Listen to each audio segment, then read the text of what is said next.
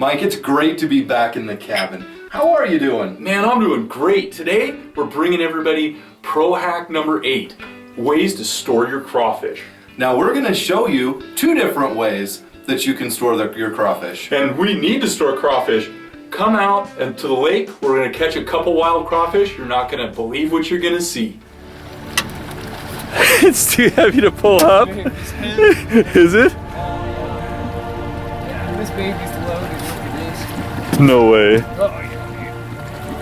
Oh, I'll throw it in the middle of the boat, man, if you can get it in. yeah, look at that. Oh, jeez. Crack that baby open, see what's in there. Man, I see some big claws, dude.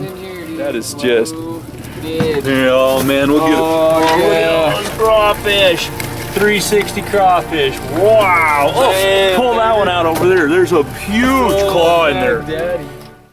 My favorite part of that clip is how Nick can barely get that cage into the boat. You know, we catch a lot of crawfish, and if you follow the hacks, you will catch a lot of crawfish too. Man, I'll tell you what, we do these big events where we sponsor events where we have crawfish feeds. And check out Jerry.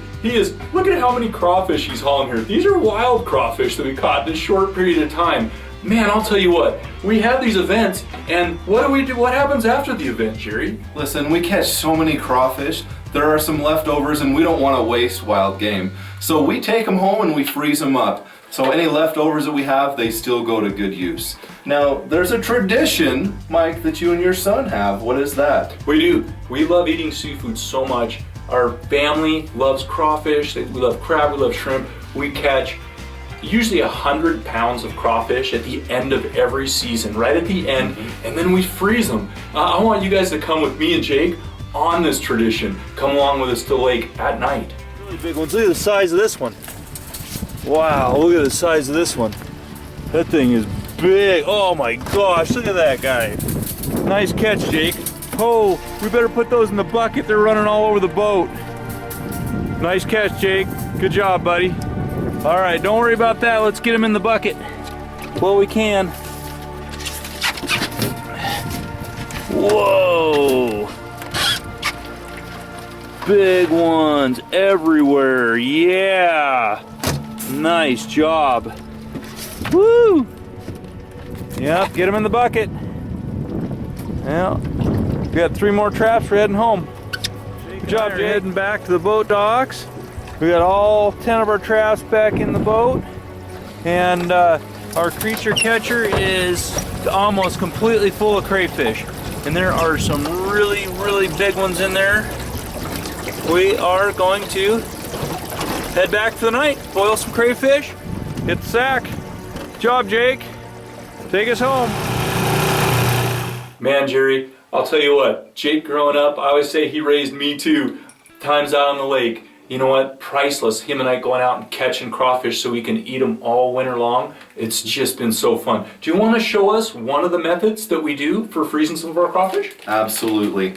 So when I have leftovers, I'll actually shell out all of the meat and put them into a pint baggie. So, and then before I freeze it, so I just have all tail meat and claw meat in here. I'll sprinkle some Creole seasoning in there as well before I freeze it. So this is a great method if you don't have a lot of freezer space. So if you live in an apartment or just don't have a big chest freezer or something like that. This is a great method. So this is the first method, just meat only. Mike, do you want to show us the second method? You know what? This is the method that I've always done. Now I have a big chest freezer that's specific for wild game.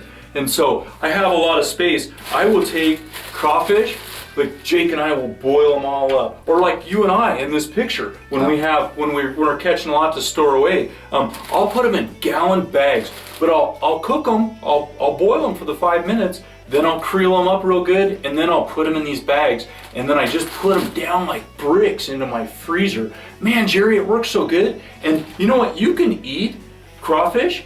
You know, at the end of the season we catch them, we'll eat them all the way until we're eating fresh crawfish again. What kind of things are good to do? Do you want to take your crawfish and make like a crawfish boil that are frozen? Oh no, you definitely don't want to do that. And in a minute I want you to tell people, like, how do you reconstitute your crawfish when they're whole. For sure.